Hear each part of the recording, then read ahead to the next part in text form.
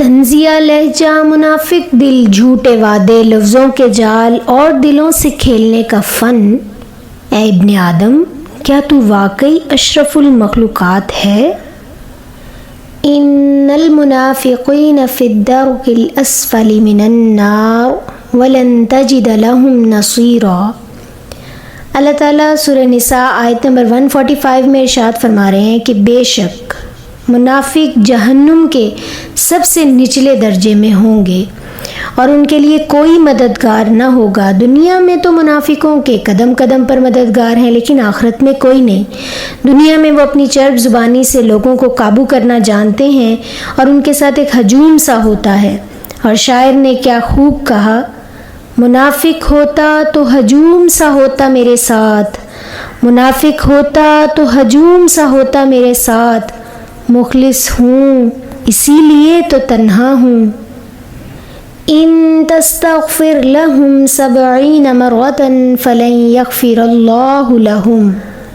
اللہ تعالیٰ سورہ توبہ آیت نمبر 80 میں ارشاد فرما رہے ہیں کہ اگر آپ صلی اللہ علیہ وسلم ان منافقین کے لیے 70 بار بھی بخشش کی دعا کریں گے تو اللہ تعالیٰ انہیں معاف نہیں کریں گے۔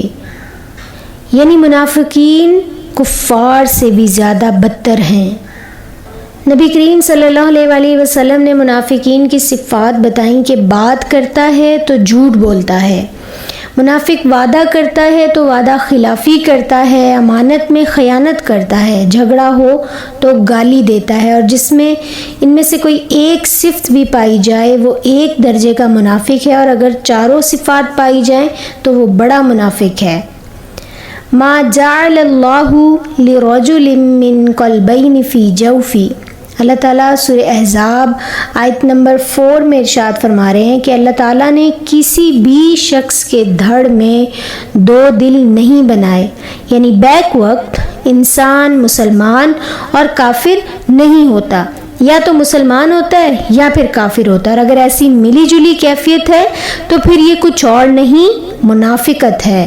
آدھے تیتر آدھے بٹیر ہونے سے کچھ فائدہ نہیں، نہ خدا ہی ملا نہ وصال صنم۔ نمازیں بھی پڑھتے رہیں اور اللہ تعالیٰ کے دوسرے احکامات کا انکار بھی کرتے رہیں، ایسے نہیں چلے گا۔ منافق یہ سمجھتا ہے کہ وہ اللہ تعالیٰ کو اور ایمان والوں کو دھوکہ دے رہا ہے، لیکن ایسا نہیں ہے۔ اصل میں منافق اپنے آپ کو دھوکہ دے رہا ہے۔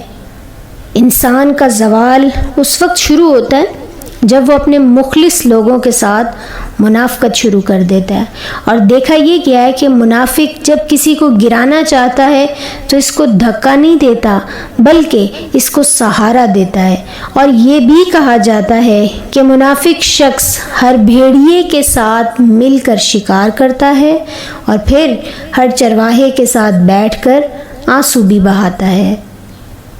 جس شخص کے دشمن نہ ہوں اور سب اس کے دوست ہوں، اس جیسا منافق کوئی نہیں ہے، کیونکہ دشمن اسی کے ہوتے ہیں جو حق کی بات کہتا ہے، اور یہ بھی حقیقت ہے کہ حق کو پہچاننا مشکل نہیں ہے۔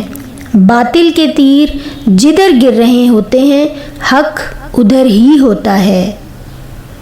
منافقت کا نصاب پڑھ کر محبتوں کی کتاب لکھنا، منافقت کا نصاب پڑھ کر محبتوں کی کتاب لکھنا بہت کٹھن ہے، خزاں کے ماتھے پر داستان گلاب لکھنا۔